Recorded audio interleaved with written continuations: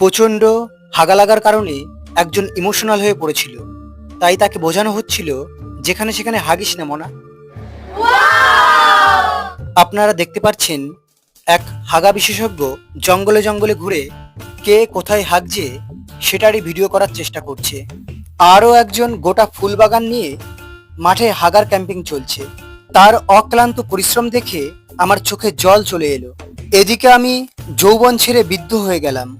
অবশেষে আমার রূপ পরিবর্তন করার জন্য ইন্টারন্যাশনাল ভিখারি মেকআপ আর্টিস্টদের নিয়ে আসা হলো।